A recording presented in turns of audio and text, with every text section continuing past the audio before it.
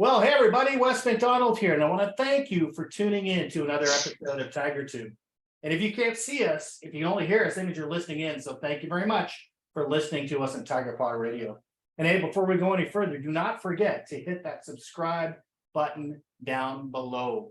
We produce a lot of great educational content for businesses of all types, and there are so many resources available to you. So make sure you do that and never miss another episode. Well, I'm super excited today. My guest actually is somebody that is in a country that is one of my favorite places ever to visit. And before we actually got into the recording, we were talking a little bit about it. We do have a difference of opinion on Moreton Bay bugs, but other than that, I think we'll have a great interview. You keep the prawns, I'll keep the Moreton Bay bugs. There you go. Without further ado, Professor Neil Curtis, Senior Executive Cybersecurity and Business Development, DXC, and past military experience as well. And nobody knows you like yourself, so if you wouldn't mind, just a brief introduction for our audience. Right. Well, thanks, West. I'm Neil Curtis. I am a professor, but this guy's part of the, I guess, the business case at point sometimes. I'm a former Army, Australian Army tank operator. Actually, was in the Leopard tanks when the Leopard tanks were a thing.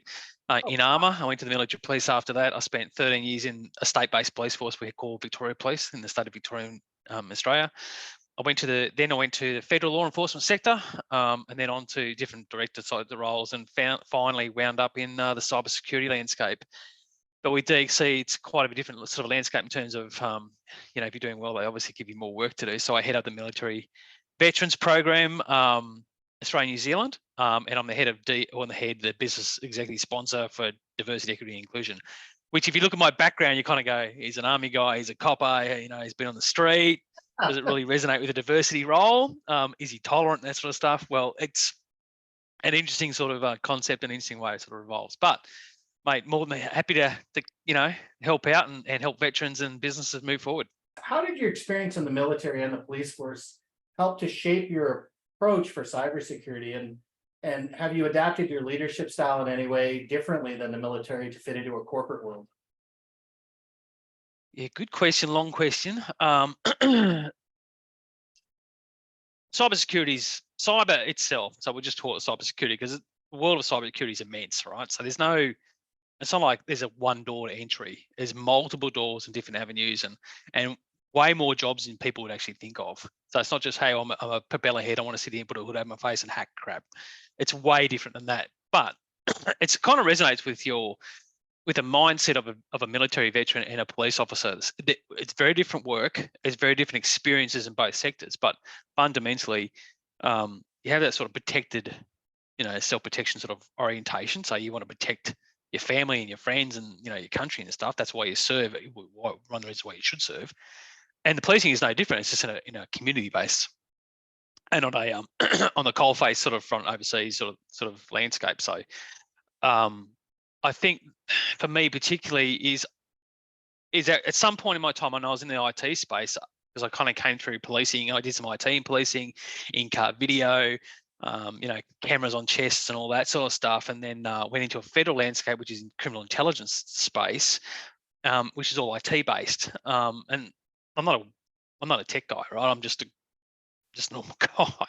I'm not technical at all. I know stuff, but I haven't got certificates and stuff, and I have no interest in sitting there doing code and pen testing and all that sort of stuff. It's just not me. And I got into this space by accident, but I was at a point where I wanted to transition from the technology space into something that I could do a bit more long term and something maybe of interest, because technology to me is cool, but it can be quite boring sometimes. So I actually fluked a position into a job. I just used those security skill sets that I had. I researched a lot into the security framework, which is common sense approach to pragmatic approach to, business security and that sort of stuff. And then snagged a role. And then from then on, my career just took off. But still, I'm not technical. If I'm sitting here in front of screens running machines, it's more leadership, business orientation, and connected with the people. Because I think one thing out of defense, in the defense sector, you commit with your own brotherhood. So you're very good with your own people. In policing, you're very good with everybody else. So you're having those. I remember being in an interview once, and a lady said to me in the interview, "Oh, I really like your resume. It's got policing history and la la la." And I said, "Yeah, okay." She goes, "So tell me about a time where you've had a conversation that's been difficult." I've just gone, "What?" every conversation of every day is difficult for someone, be me or you. If I'm knocking on your door at 2 o'clock in the morning, I'm not there to have a cup of tea. You know, it's a bad news day. I'm going to ruin your life for a while. So yeah, mind you, I just sort of walked out of the interview about 5 minutes later saying, I don't think you get it.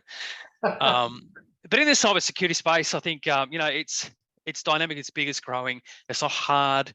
It's not rocket science. But there is a cohort that like to think that it's all this magical stuff in the computer space, and some of it is, you know, the intelligence, encryption-y sort of space is that sort of space. But by and large, it's business operations, it's governance, how you manage your business, and it's pragmatic approach. So it's something that you shouldn't be afraid of to have a look at and step into if you're looking for a career perspective. But it's easier to get into than you think. But there are pathways that are quite, people won't talk about them. And I think this is half the problem with the recruiting space. People just don't want to tell you how to get into it. Yeah, that's where it's really at. So yeah, you know, I think I've answered your question. There's a yeah. long question there, right? Well, it was, but there's two things you really hit on there. One is that I really see this parallel that in cybersecurity, like you're in the military and in the police, that cybersecurity from the get-go is about a bad day, right? It's that same thing where people are trying to do bad things illegally, knowing from the outset, and to be able to come in there and help people to avoid that. You also touched on the fact that a lot of it is about governance, right? A lot of it's about education, and that's one thing that I consider myself a lifelong learner, and I think that with things like cybersecurity, as we're starting to see some of these newer threats, right, where AI, for example, with people cloning, Oh yeah, and leaving voicemails that sound just like the person, or other things that very much like in a strategic situation, or actually, let me rephrase that, in a tactical situation where you may have to react on the fly and change things, that oftentimes the new threats and stuff that are coming every day have got to do that to you as well, right? That it's never a static game in the cybersecurity world. yeah.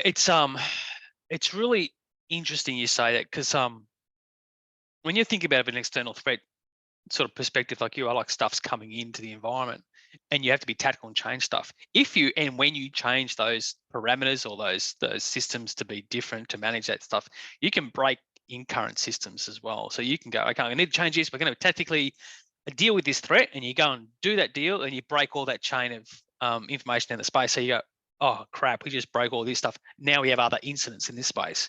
So it's a very methodical spray. It's not reactive in terms of like, oh, I've got to do this right now. Despite the world, you need to understand your environment, and every change you make has a ripple effect. And what is it? You need to limit that ripple effect. You need to limit that risk, because closing door on one risk, you may open multiple doors even on other risks. So you got to be compliant with that space and cognitive of those changes that you make, which is, and if you're in a space like we are at DXC, where we're managing everybody else's stuff, right, we don't manage service provider, so we're managing like the bank, we're doing all their security for them. If we make those changes, the ramifications can be quite disastrous for the end user, like you or me as a customer, the bank itself, and the DXC company as a reputational space. So you've got to be quite clued on about those changes. Yeah, and I don't have any experience with that from a cybersecurity perspective, but certainly from a software perspective, that having worked with software companies my entire career, that one piece of code can mess up a whole bunch of stuff. And sometimes you don't even know where it's coming from. I don't know if you remember back in Y2K when everyone was, that because the integers weren't correct for how they marked the year, that systems were going to shut down and cause havoc worldwide. Now, warranted, there were problems, and fortunately, none of them were catastrophic, but we simply didn't know, right? What that's right. changes we're going to do, right? I wonder, how do you ensure that your cybersecurity strategies align with your company's business priorities, right? And like you said, as an MSP, providing those services for customers. And I wonder if emotional intelligence plays a role in building that across the business lines, and if it matters. Okay, so I'll answer the last part, emotional intelligence. And that, I think the bit I missed out from your question, your first question was, how do I transition my leadership skills from the military and police into the corporate sector? So we'll cover those two, I think, because that's quite topical. So leadership styles in both police and the military are very different. They're both rank structured service lines. The military is more a command and control in terms of do this, do that, that sort of chain of command. There's not a lot of area for discussion, and there's no legislative framework or support under common law, which you guys are under as well, like policing do. Like in Australia, you have a common law power of policing, power of constable as a constable. So you can be a constable, and a sergeant may say you need to arrest that person. If you don't feel like arresting him for some reason, you don't think it's legal, lawful, or whatever, you don't have to, or you can, but you're operating on that Commonwealth, that common law power. So, but in the army, if they're told to do that, then you do it, right? So there's a different space. But when you come out of rank and structure, the thing about cyber and the rest of the world coming into the corporate sector particularly is rank doesn't equal influence. So let me flesh it out a bit. If I'm a senior officer, general down to, like lieutenant or captain or something like that, I'm a senior, I'm a commissioned officer. Whatever I do there, because when you think about it, right, the general is the senior level and the lieutenant is the junior level. I'm talking army here because I'm not a Navy guy. When that transitions across to, probably executive or senior manager to CEO, they don't cross boundaries because it's completely different.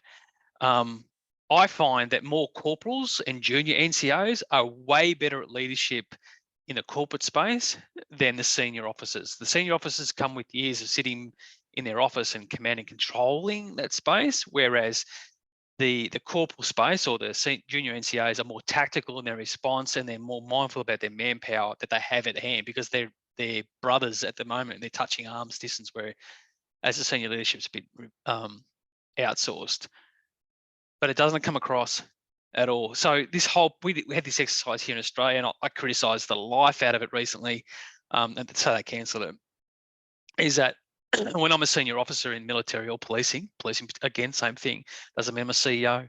A CEO is a completely different ball game. A senior manager, leadership, executive space, just because I'm a superintendent or I'm a colonel sort of rank doesn't come across in the corporate sector. And 70% of our military and police come in underemployed into the business corporate sector. And so they should, because it's not their backyard, right?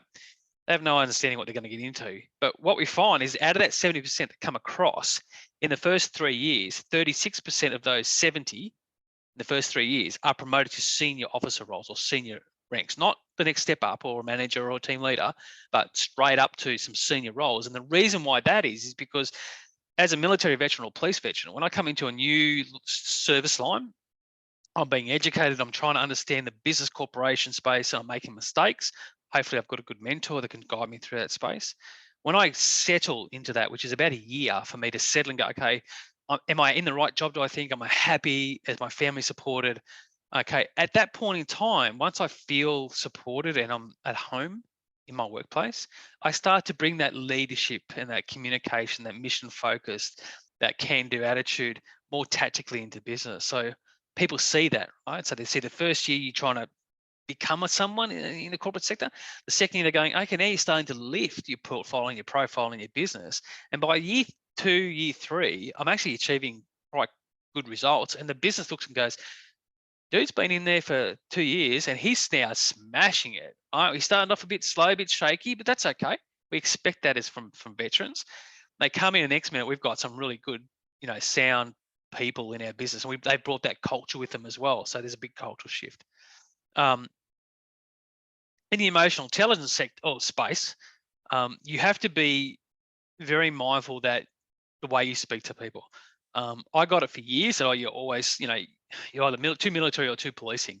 Like, yeah, okay, probably you needed a bit of backslap with the old, knife hand and stuff. But at the end of the day, you have to sort of, I found that I had to be a lot more in touch with the person and have a stronger relationship with the person, especially my subordinates or people at my team, as we call them.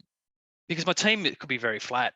And most organizations these are quite flat. There's not a lot of hierarchy. There's like 2 or 3 leveled roles, and that's it.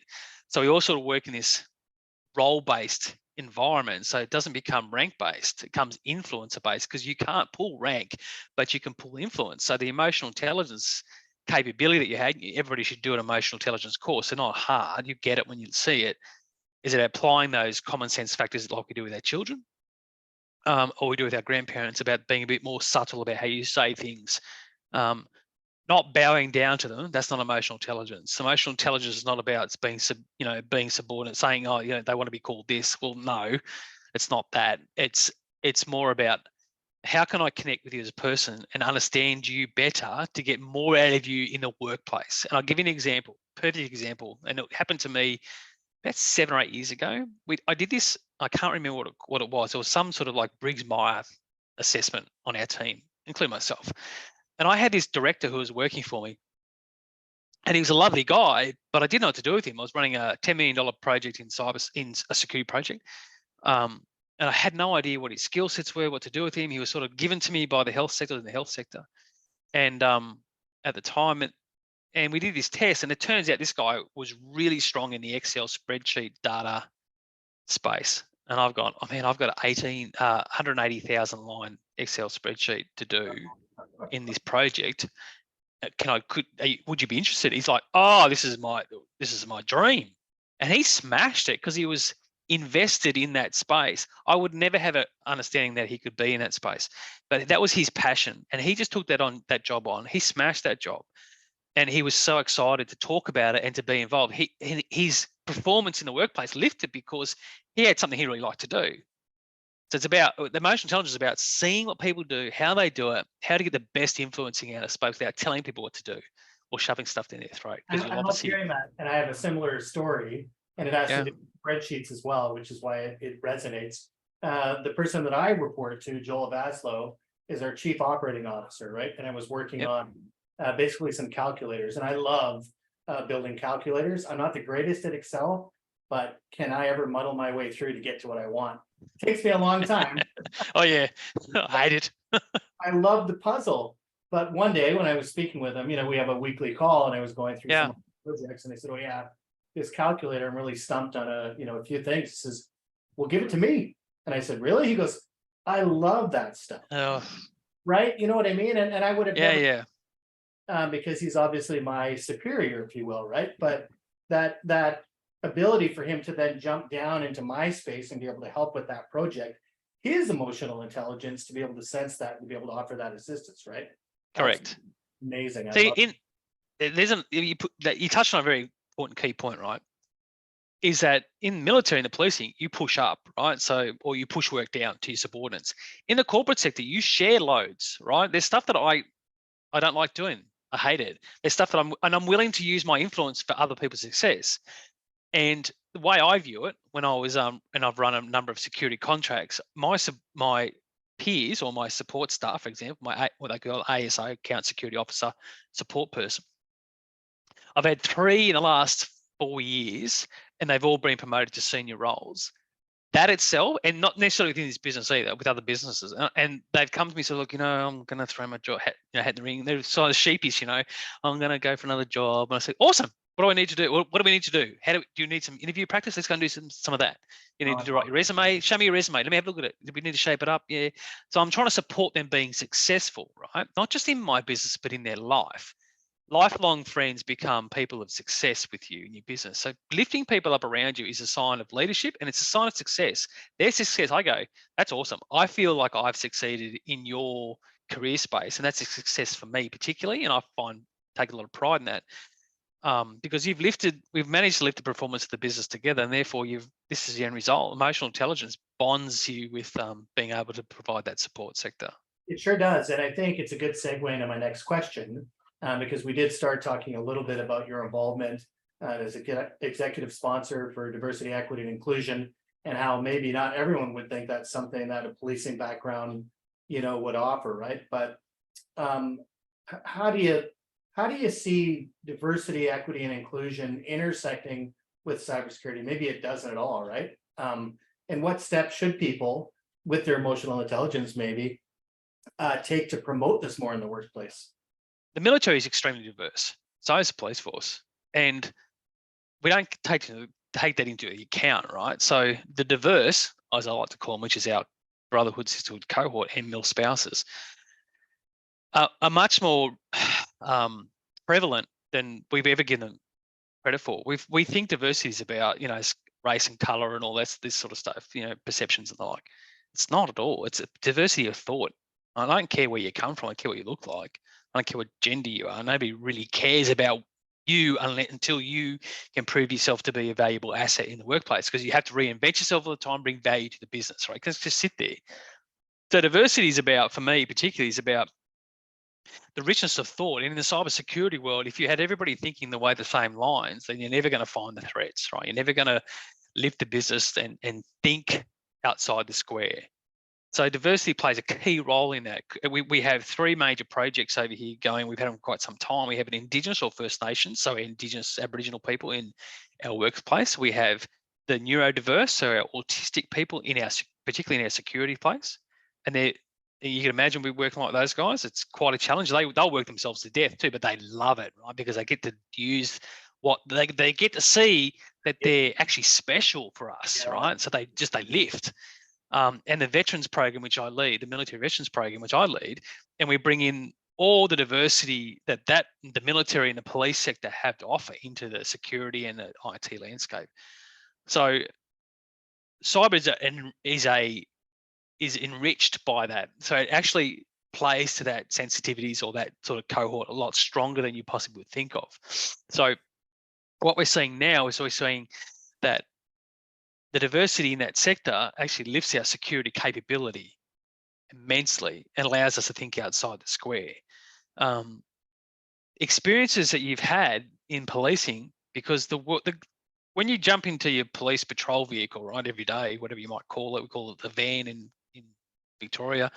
I was in traffic side of police motorbike. Everybody I speak to it's a lucky dip who you get, right? You see a vehicle do something, or you go to a job, you don't get a call on who you're going to talk to. It's just who's there, right? Who made the call, or who you're pulling over, or who's had the accident. You don't get to choose that. And so you're dealing with multiple different personalities, some off the spectrum, some a bit drugged, some alcohol, some want to fight, some just hate you, that sort of stuff. You've got to deal with that diversity on a day-to-day basis. So you become very good at picking the nuances up and having to work with those people. And that's a big difference between defence, I think, or military and policing, is that policing, you're actually operational about using that skill set to have an outcome with a person. So we use those strengths and weaknesses to understand the environment and the landscape, and use that in the cybersecurity space, which is a perfect match for the business. And it promotes the promotion of the diversity space should never be about any one particular gender or one sort of, like, we don't promote for women, we don't promote for neurodiverse, we don't promote for Indigenous or veterans, we promote collectively. So we lift them all, should be all treated the same and lifted up and supported, as I was sort of speaking before.